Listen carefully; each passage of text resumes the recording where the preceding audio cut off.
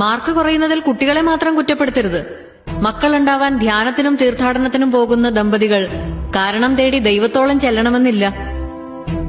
പൊള്ളാച്ചിയിലെ മൈസൂരിലെയും കൃഷിസ്ഥലങ്ങളിൽ അതിനുള്ള ഉത്തരം കിടപ്പുണ്ട്.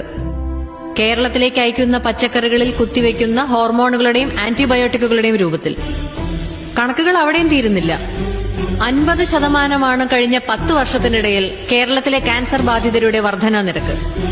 ഇവിടെ ഇന്നീ കൂടിയിരിക്കുന്ന നമ്മുടെ ബന്ധുക്കളിലോ പരിചയക്കാരിലോ ഒരാൾക്കെങ്കിലും ക്യാൻസർ ഉണ്ടായിട്ടുണ്ടെന്ന് അർത്ഥം. ആ എണ്ണം ഇനിയും കൂടുമെന്നതും പ്രൂവൺ സ്റ്റാറ്റിസ്റ്റിക്സ്. അതിൽ കുട്ടികളുണ്ടെങ്കിൽ ലുക്കീമിയയ്ക്കുള്ള സാധ്യത കൂടുതലെന്ന് മറ്റൊരു പേടിപ്പെടുത്തുന്ന കണക്ക്. ഇല്ല സർ, ജിമ്മിൽ കൊടുക്കുന്ന പണം കൊണ്ട് മാത്രം ആ പട്ടികയിൽ നിന്ന് ഒഴിവാകാൻ പറ്റില്ല. അതിന് ആഹാരം നന്നാവണം. ആഹാരം നന്നാവണമെങ്കിൽ വേറെ ഒരു കുറുക്കുവഴിയുമില്ല. വീണ്ടും മണ്ണിലേക്ക് ഇറങ്ങണം.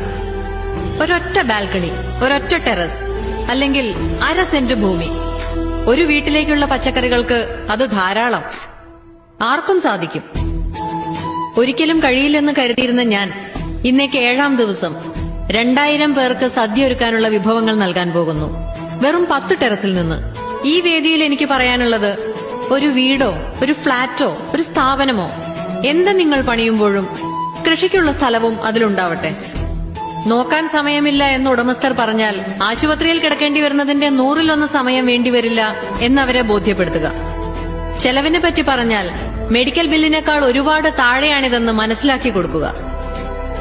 നമ്മുടെ തന്നെ വീടുകളിൽ, നമ്മുടെ തന്നെ ചുറ്റുവട്ടത്ത് നമ്മുടെ കുട്ടികൾക്കുള്ള ആഹാരം. ശിശുരോഗ വിദഗ്ധൻ അല്പം വിശ്രമിക്കട്ടെ. 10,000 സ്ക്വയർ ഫീറ്റിന്റെ സൗധം പണിതു എന്നതിനപ്പുറം ഒരു ചെടി നടാനിടമുള്ള വീടുണ്ടാക്കി എന്നതിനാവട്ടെ ലോകം നാളെ നിങ്ങളെ ഓർക്കുന്നത്, നിങ്ങളോട് നന്ദി പറയുന്നത്. നമസ്കാരം.